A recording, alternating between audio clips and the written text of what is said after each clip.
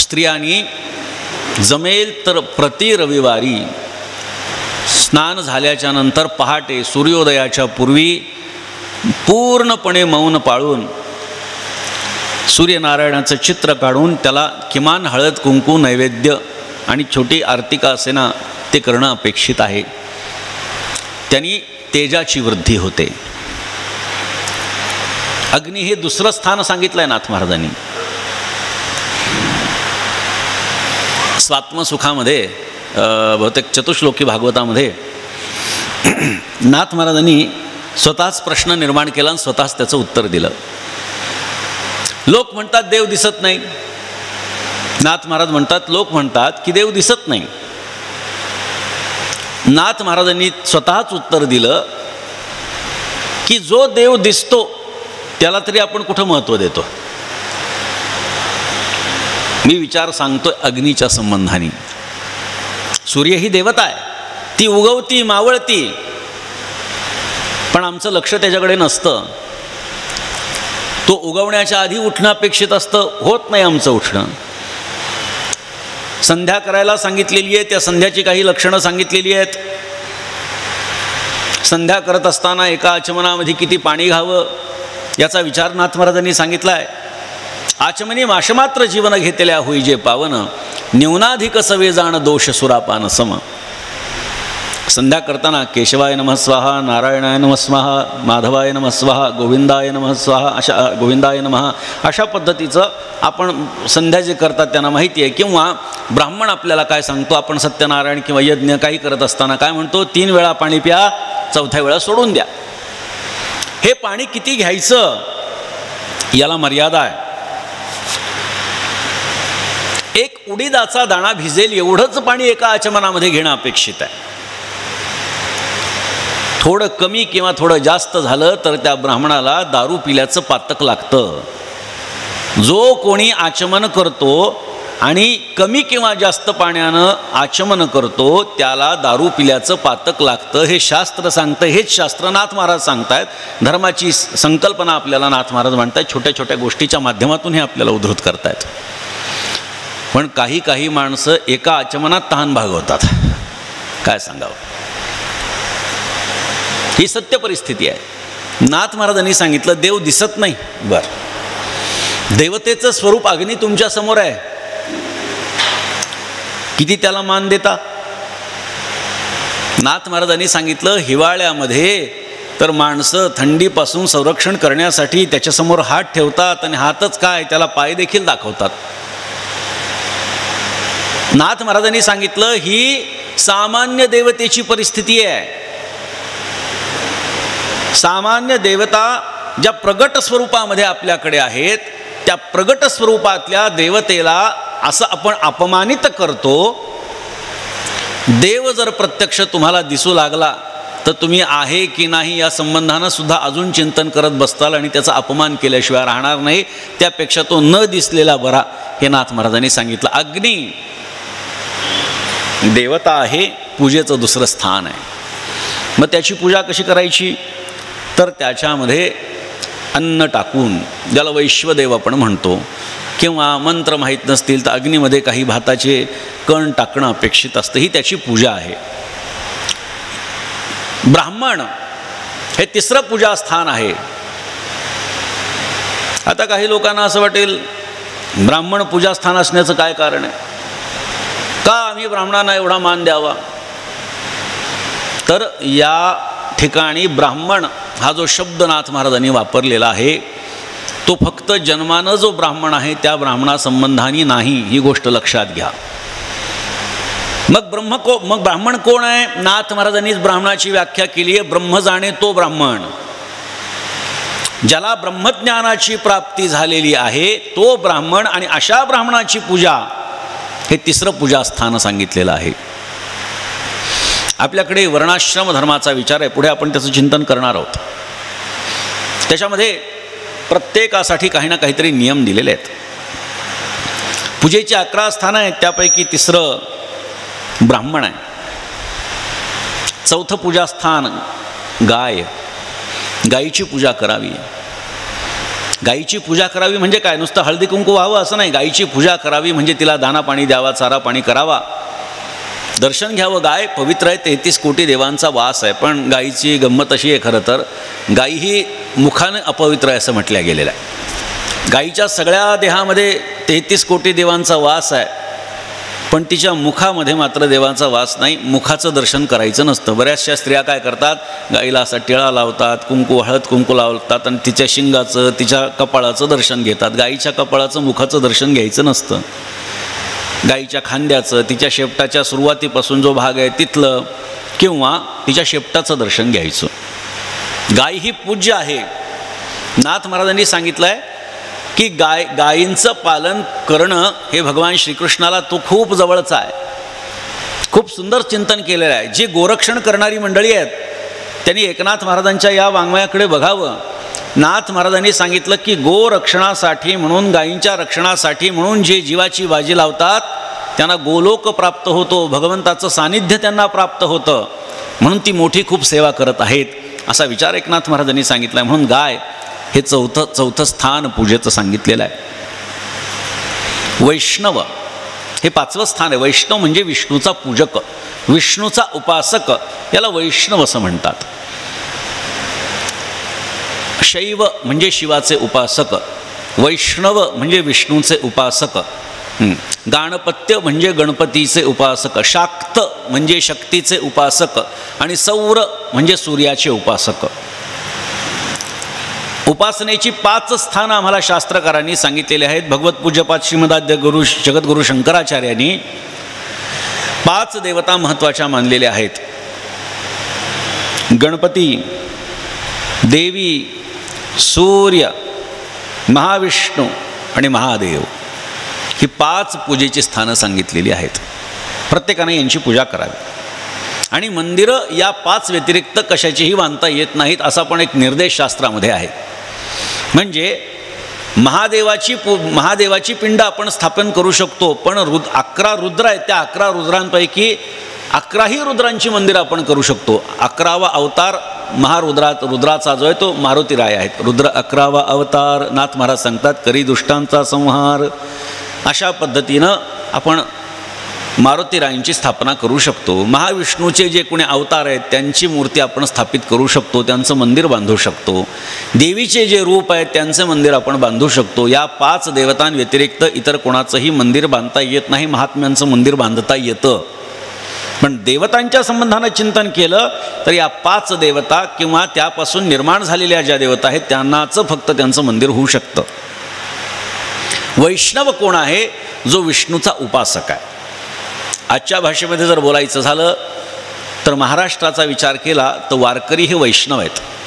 मातले वैष्णव वीर हे, किंवा वैष्णवांचा विचार हा खूप अभंगामध्ये आलेला आहे. वैष्णव म्हणजे विष्णूचे उपासक, विठ्ठलाचे उपासक, यांचीही पूजा करावी. हे 6वं स्थान पूजेचं नाथ महाराजांनी सांगितलेलं आहे. आमच्याकडे नाथषष्ठीच्या दिवशी आराधना असते, ब्राह्मणांचं पूजन असतं. नाथ महाराजांची दिंडी, समाधीची जी दिंडी आमची असते, ज्याला नाथवंशीयांची मानाची पहिली निर्याण दिंडी असं म्हणतात, ही दिंडी आल्यानंतर ब्राह्मणांच्या चरणाचं पादप्रक्षालन करायचं. ते तीर्थ एका भांड्यात घ्यायचं आणि त्या भांड्याचं पूजन करून त्यातलं तीर्थ आम्ही घ्यायचं आणि मग आमचा उपवास सोडायचा. अशी पद्धती आमच्याकडे परंपरागत चालत आलेली आहे. परंतु नाथ महाराजांच्या कृपेने काही वर्षांपूर्वी हा भाव मनामध्ये आला की एकनाथ महाराजांनी सांगितलं आहे माझं 6वं पूजास्थान हे वैष्णव आहेत. पैठणला येणारे वारकरी हे वैष्णव आहेत, एकनाथ महाराजांचे भक्त आहेत, आणि मग आपण त्यांचंही पादप्रक्षालन करावं हा विचार काही वर्षांपूर्वी मनात आला. आणि आमच्या वाड्यामध्ये आम्ही नाथषष्ठीच्या दिवशी सकाळी पाद्यपूजन वारकऱ्यांचं यथामती यथाशक्ती आम्हाला जे काही त्यांच्यासाठी करता येईल ते करणं सुरू केलं. त्याच्यामध्ये साधक बाधक विचार झाला. काही लोकांनी नाव ठेवले, काही लोक म्हणले काही करतात योगीराज महाराज, त्यांना वाटेल ते करतात, काही त्यांना माहिती नसतं, काही नाही, परंपरा पाहत नाहीत, काही नाहीत. पण माझं म्हणणं असं आहे की मी कदाचित परंपरा पाहत नसेल, पण तुम्ही कदाचित नाथ महाराजांचा ग्रंथ पाहत नसाल. नाथ महाराजांनी काय सांगितलं, वैष्णवांचं पूजन काय सांगितलेलं आहे. हां, सगळ्या संतांनी वैष्णवांची पूजा सांगितलेली आहे. आणि म्हणून वैष्णव हे 6वं स्थान पूजेचा नाथ महाराज सांगतात. वारकऱ्यांची पूजा व्हावी, वारकऱ्यांना आपल्याला जे काही दान देता येईल ते द्यावं. वारकऱ्यांना केलेलं दान, वैष्णवांना केलेलं दान, किंबहुना सर्वांना केलेलं अन्नदान हे अत्यंत महत्त्वाचं समजलं गेलं. दानाचं महत्त्व खूप आहे. मी कालच आपल्याला सांगितलं की वैष्णवांना किंवा नामधारकाला केलेलं दान किंवा नामधारकाला अन्नदान केल्यानंतर किती लोकांना जेवू घातल्याचं पुण्य लाभतं हे काल मी आपल्याला सांगितलं.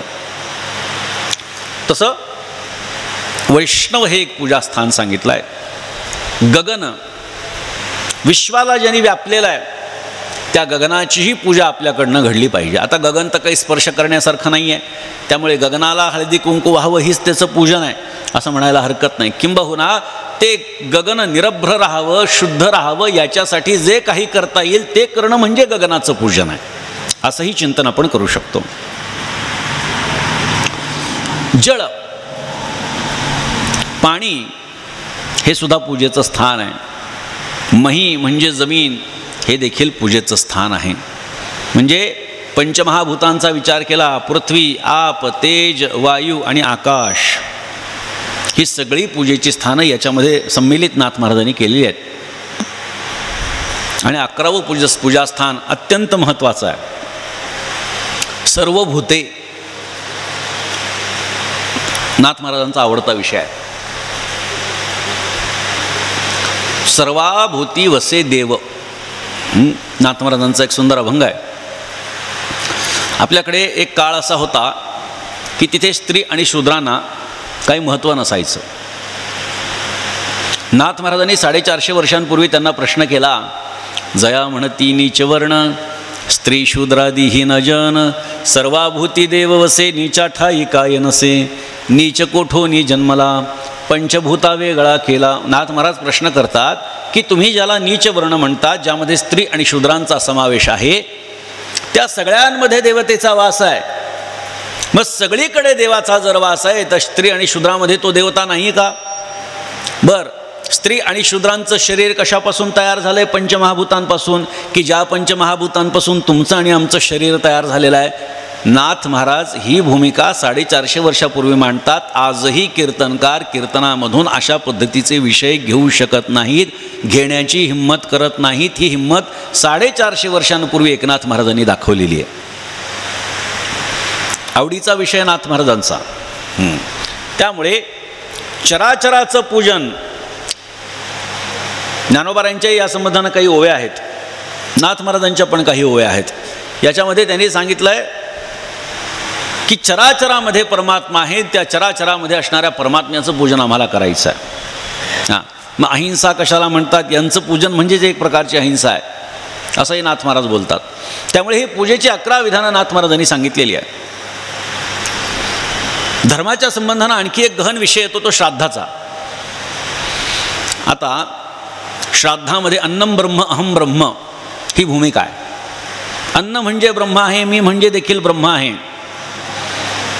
नाथ महाराज सांगतात श्राद्धातला संकल्प काय आहे?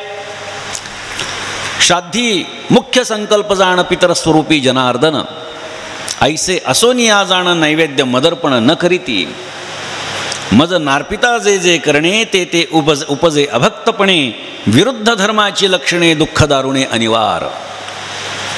धर्माचे विरुद्ध लक्षण आहेत नाथ महाराज सांगतात. जेव्हा श्राद्ध केल्या जातं तेव्हा काही संकल्प केला जातो आणि त्या श्राद्धाचा नैवेद्य हा भगवंताला दाखवण्यात येत नाही. काय कारण आहेत माहिती नाही, पण नाथ महाराजांनी ह्या गोष्टीला नकारलेला आहे. आता मूळ संहितेमध्ये हा विषय आलेला नाही. भगवान श्रीकृष्णाने उद्धवाला उपदेश करताना हा विषय सांगितलेला नाही, पण नाथ महाराजांनी ह्या सगळ्या गोष्टी सांगितल्या की संकल्प काय आहे की पितर म्हणजेच जनार्दन आहे. जनार्दन म्हणजे मीच सगळ्यांचा पितर आहे. नाथ महाराजांनी सुंदर लिहिले, बऱ्याच वेळा त्याच्या संबंधी लिहिल्या, मी सगळ्यांचा पितर आहे आणि तुम्ही पितृकर्म करता आणि मला नैवेद्य दाखवत नाहीत, अधर्म आहे.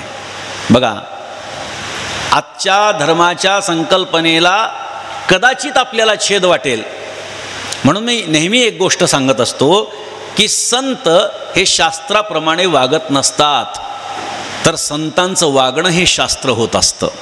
ही गोष्ट आपण कायम लक्षात ठेवली पाहिजे. म्हणून श्राद्धाच्या संबंधानं आपण चिंतन करा. सर्व भूते पूज्य जाण जे 11वं स्थान सांगितलंय नाथ महाराजांनी, त्याचा विचार करा, श्राद्धाचा विचार करा. याच्यामध्ये नाथ महाराज फक्त बोलून मोकळे होतात असं नाही आहे, तर आचरणसुद्धा संतांचं एक वैशिष्ट्य आहे. नाथ महाराजांच्या घरी त्यांच्या वडिलांचं श्राद्ध होतं.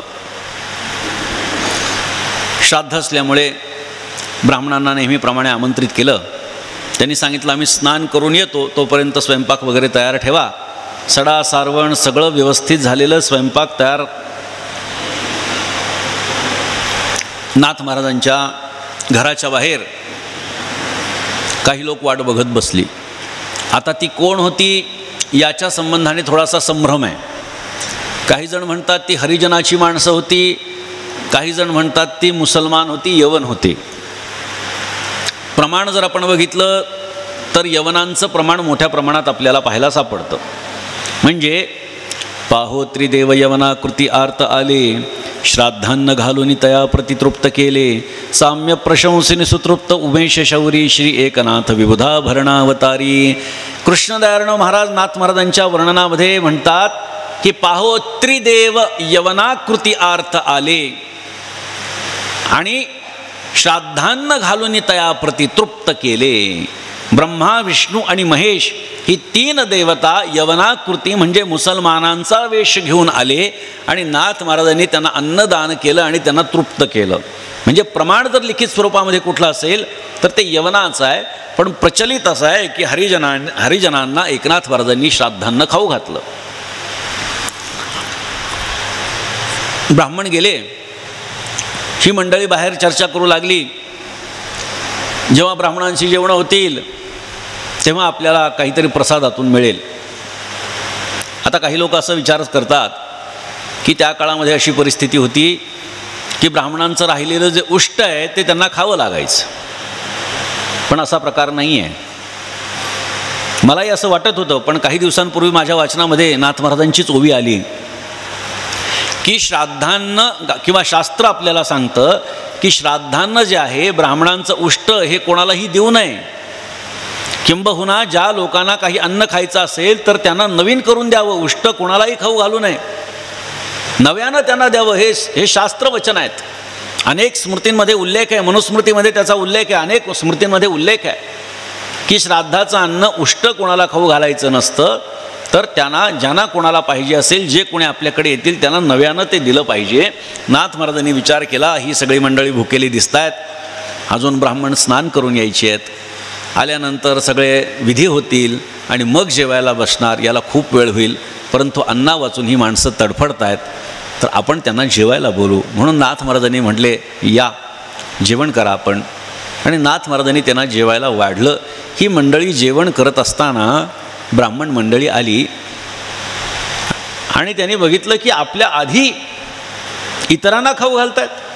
अब्राह्मण्य अब्राह्मण्य म्हणून सगळ्यांनी नाथ महाराजांच्या घराचा त्याग केला आणि वळीत टाकलं. म्हणले कोणीही एकनाथांच्याकडे जायचं नाही, श्राद्धविधी करायचा नाही.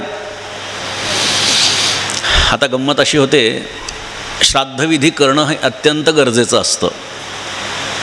श्राद्धाच्या दिवशी आपले पितर जमिनीवरती अन्न पाणी घेण्यासाठी येत असतात, त्यावेळी अपराह्न काळ त्याला म्हणतात. म्हणजे साधारणतः 12 ते 2 पर्यंतच्या कालखंडामध्येच ते होणं गरजेचं आहे, इतर वेळी चालत नाही. अपराह्न काळामध्येच ते श्राद्धविधी तो होणं अपेक्षित आहे. काय करावं, त्याग केला. 12ची वेळ झाली. नाथ महाराजांनी ब्राह्मणांकडे निरोप पाठवला. म्हणले श्राद्धासाठी आपण यावं, वाट पाहतोय. सगळ्यांनी सांगितलं आमचा तुमच्यावरती बहिष्कार आहे, तुम्ही इतरांना अन्न खाऊ घालता आमच्या आधी. नाथ महाराजांनी सांगितलं त्यांची इच्छा होती, त्यांना भूक लागली आणि म्हणून वाढलं, चालणार नाही आम्हाला. नाथ महाराजांनी सांगितलं तुमची इच्छा असेल तर सगळं नवीन बनवायला सांगतो, नवीन बनवायला सुरुवात देखील झालेली आहे, पण तुम्ही असं करू नका, वेळ निघून चालली आहे. पण कोणीही ऐकायला तयार नाही. सगळीजणं म्हणू लागले, येणार नाही, येणार नाही, बहिष्कार घाला, वाळीत टाका. पण शेवटी आपल्या भक्ताची काळजी भगवंताला असते. नाथ महाराजांनी ज्या ज्या मंडळींना बोलवलं होतं ती मंडळी श्राद्धासाठी आली नाही, तर त्यांच्या पितरांना वरून बोलवलं. लक्षात घ्या. काही जण म्हणतात नाथ महाराजांनी स्वतःच्या पितरांना बोलवलं. स्वतःच्या पितरांना नाही, ज्या ब्राह्मणांना बोलवलं त्यांच्या पितरांना बोलवलं. मंत्र सुरू झाले. मंत्र नाथ महाराजांच्या वाड्यातून जेव्हा ऐकायला येऊ लागले तेव्हा सगळे ब्राह्मण म्हणले, अरे आपण सगळे इथे दिसतोय, पण आपल्यातला फुटला कोण? कोण गेलंय नाथ महाराजांच्याकडे श्राद्ध सांगायला? कोणाला तरी पाठवलं, जा. त्यांनी बघितलं, म्हणले वयोवृद्ध माणसं दिसत आहेत, आपल्या पैठणचे दिसत नाही. म्हटलं मला माहिती नाही, मग पैठणच्या बाहेरून आले की काय?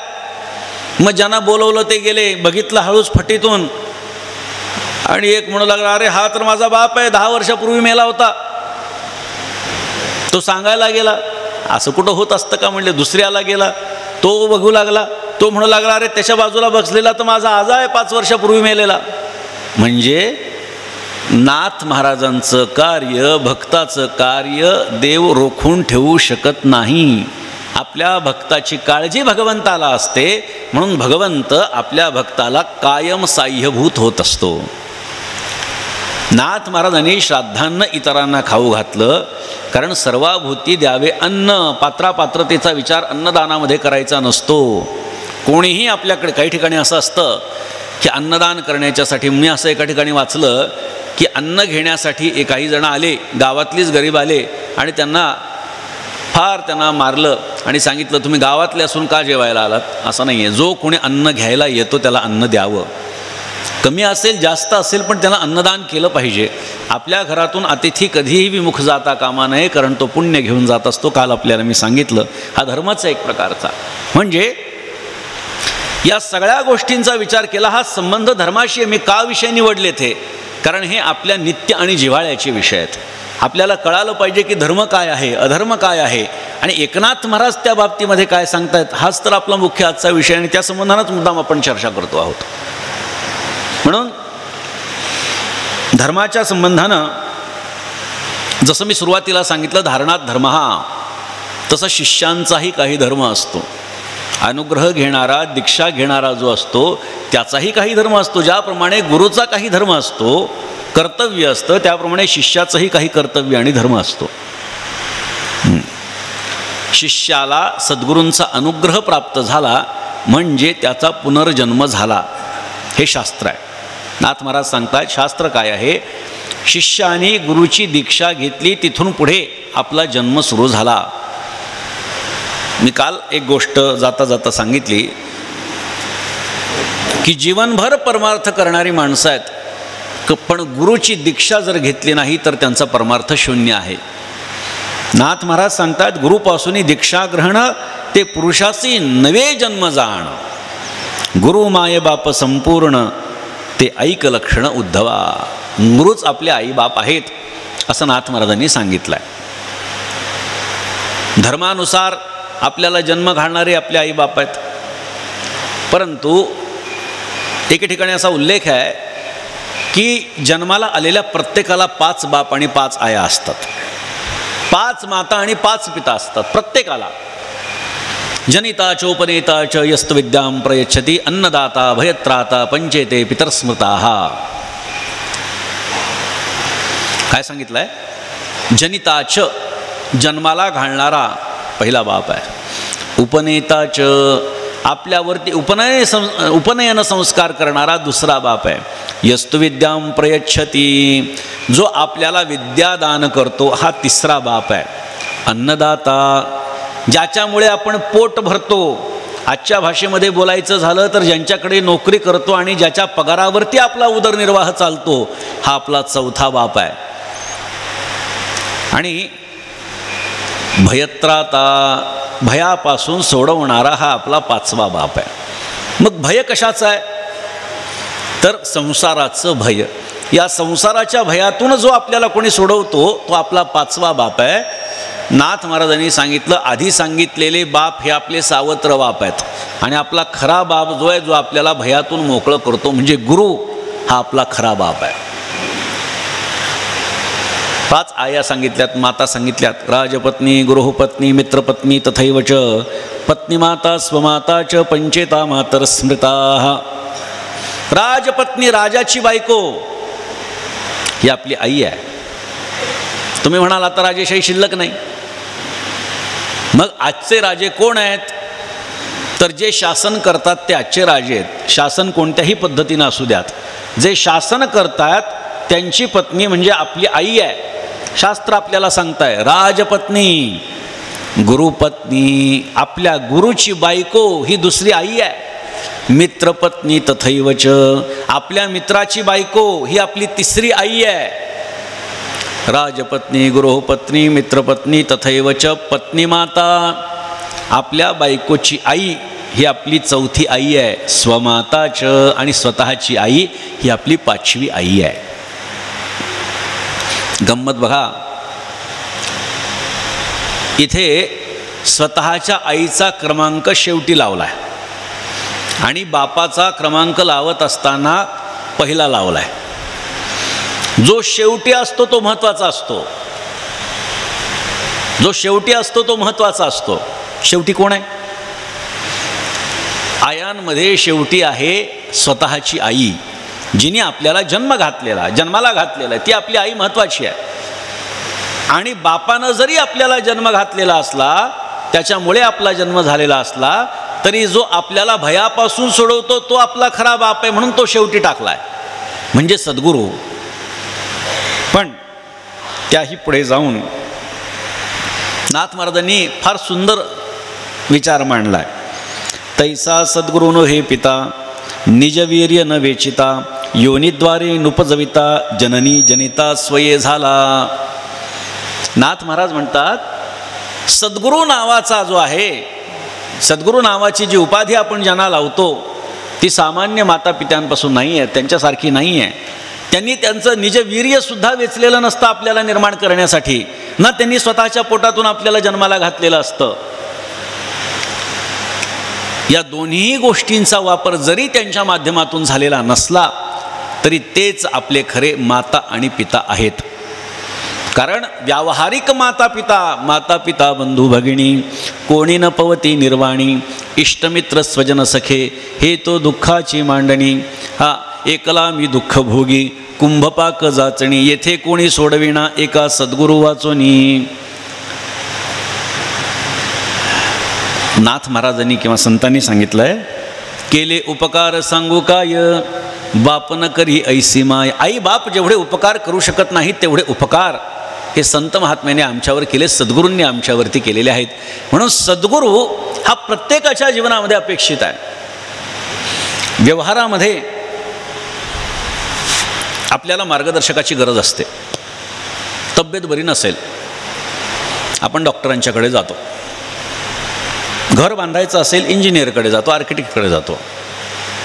कायद्याचा सल्ला घ्यायचा असेल, वकिलाकडे जातो. पण अध्यात्माच्या संबंधानं प्रश्न जेव्हा निर्माण होतो तेव्हा आपल्याला आध्यात्मिक लोकांकडे जाण्याची गरज भासत नाही, कारण आम्हाला ते महत्त्वाचं वाटत नाही. त्याच्या वाचून काय आमचं अडतंय का? अडत नाही ना, मग कशाला कुटाने करत बसायची. म्हणून मी अनेक अशी माणसं बघितली आहेत, शेकडो हजारो माणसं अशी बघितली आहेत की जे परमार्थामध्ये कायम आहेत, कायम परमार्थामध्ये आहे, पण सद्गुरूंची शरणागती कोणीही केलेली नाही. काही जण म्हणतील, तसा मिळालं तर पाहिजे ज्याला आम्ही गुरु करावं. याला दृष्टीसृष्टीवाद असं म्हणतात बरं का.